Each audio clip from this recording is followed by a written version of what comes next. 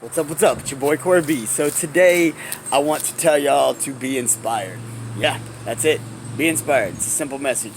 It's a simple message, but it's an important one that's so frequently overlooked and just not really fully, you know, grasped by a lot of people. The reality is, like, I've talked about before. I've talked about it in some of my posts, and I've talked about it in some of my videos before. The idea that people ask all the time, like, where do you get inspiration? Where do you get ideas from? How do you keep up with, getting content? I've heard people have asked me that. I've watched people ask others that. I've been part of dialogues and conversations about that. And the reality is that if you're not inspired, your ears and your eyes aren't open. I mean, it's a true thing. There is inspiration around you all the time. There is inspiration and motivation, and it's just a matter of if you're tapping into that and if you're going to embrace and be a part of what it is that's around you. I mean, it could be little things, it could be big things. I mean, you just really, the possibilities are truly endless. I mean, like today right now, I'm repping my Packer gear. Those who know me know I'm a diehard Packers fan. Last night, it's preseason. Packers are playing. Packers had a great game. It was really awesome. It was really great seeing some of those rookies come to life. It's football. It's football. It's an important part of who I am. I love football. Football's in my blood. It's just something I've been raised with since I was a little bitty kid. And I'm a Texas boy, but I've been a Packer fan since, I could walk. And that's a long story. That's for another day. But anyways, watching my Packers is inspiring. Today I took my son to school. He just finished up his second week, even though like his first week was only like 3 days. So he finished his first full week of school today. That was inspiring. Watching my boy be excited about school, watching him, it's kindergarten. He didn't go to preschool, so this was his first time, and he's excited about school. He's excited about learning. The teacher's got this cool new app that, I'm sure it's not just her. I'm sure lots of teachers use it. Maybe the whole school. I don't really know. But I know his teacher uses it. There's this cool app that, I get to tap into what he's doing in school throughout the day. She'll make posts. She has videos sometimes just little pictures. And every time he gets a point or an award at school or he accomplished something, that's updated on the app. So, like, constantly throughout the day, I'm being told he's doing great. I'm being told he's doing more things and learning more things and expanding his mind and knowledge, and he's having fun doing it. And when he comes home from school, he's so stoked. He can't wait for the next day. That is a beautiful thing. So many of us, as we grow older, we lose that. I mean, lots of kids are excited about school. School is awesome. It's great. You're having fun. You're interacting with other people. You're learning stuff. You're engaging in something new. And how many people, you get to second grade, third grade, fourth grade, and you start to, you have homework, and now you're like, I don't know if I really want to do this, but I kind of have to. Man, I don't want Corey to lose this. I don't want him to lose this momentum and this desire for school at all.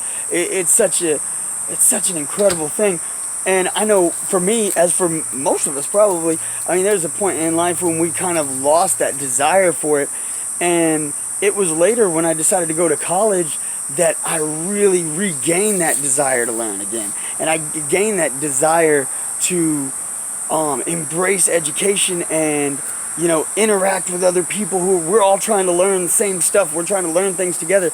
But it's easier to do when you're in college because you're not being told what classes to take. You're taking classes that are based on the degree plan that you have a desire and a passion for. You have chosen to be there. You are paying to be there. It's a totally different concept, and it's different. But I don't want Corey to lose that desire along the middle, like a lot of us do. And he may, but that's okay, because I'm going to keep working with him, and I'm going to keep being there for him, and I'm going to keep supporting him.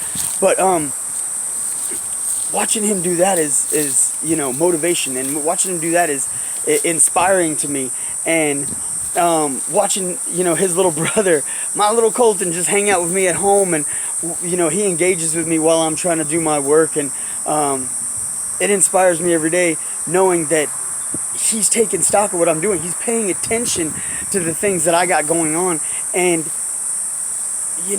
I want to make sure that I'm building something great for him. I want to make sure that I'm leaving behind a legacy. I want to make sure that I'm instilling strong values in him, to be a strong man, to be a man of God, to be a man with a purpose, with a mission, with a desire for learning and knowledge, and for creating something for himself, and being a man of his own, instead of having to, you know, work for someone else. And don't get me wrong, there's nothing wrong with working for someone else. I mean, I work with people. I have worked for people. I've had people work for me at times. But ultimately, what the thing is it's not that it's bad to work for someone else. It's just not good to be in a position where you have no choice. And that's what I want, you know, for my boys. Is I want them to know that they have a choice, that they can build something of their own. They can take over the family business and take over for me at one point, or they can build their own thing from their own passion and their own desire, or they can do anything they want. But watching them grow and learn, that's inspiring to me, and that's motivational to me.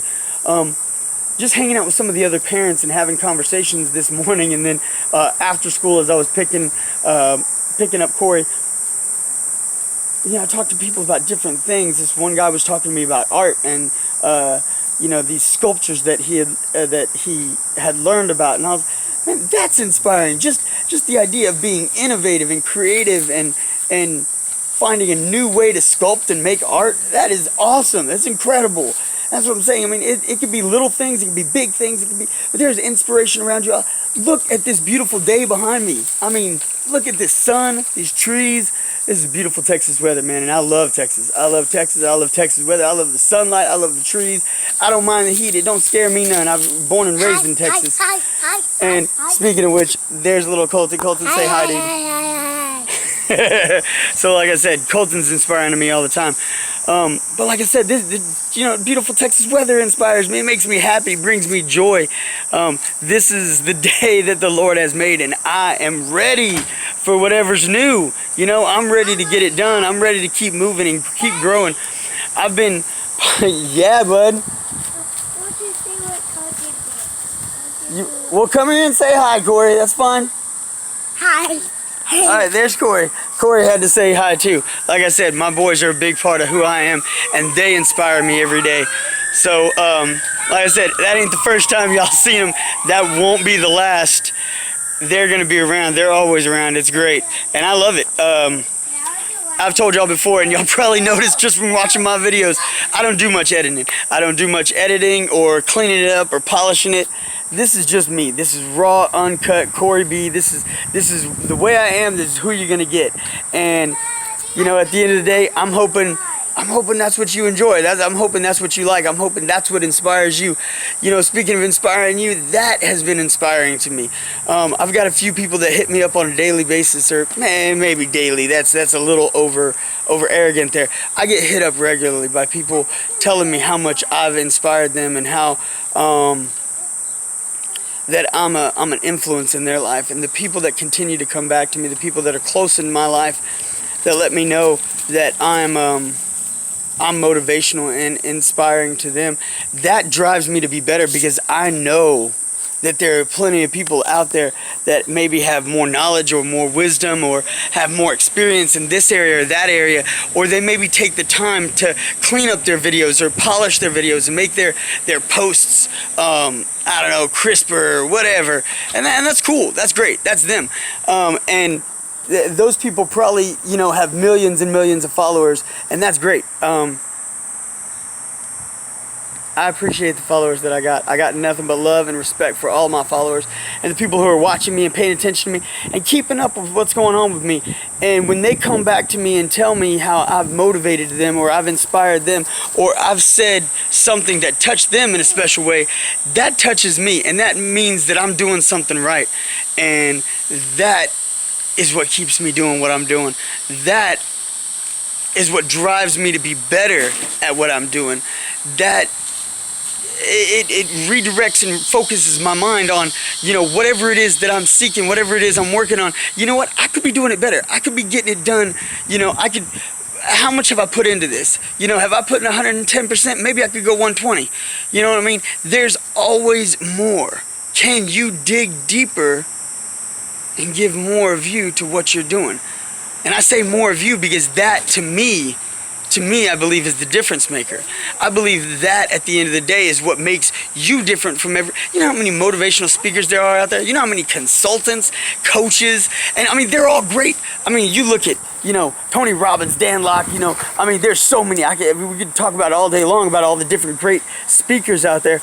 But what makes one speaker better than another? Nothing. Nothing other than they're them. So what makes them better is that they touch you in a particular way, that y'all sync on a particular level. Y'all understand or relate to each other in a particular way. So whenever you're doing whatever it is you're doing, whenever it is you're working on your business, whenever you're growing your brand or your platform, you make sure that you're being true to yourself. You're being true to who you are.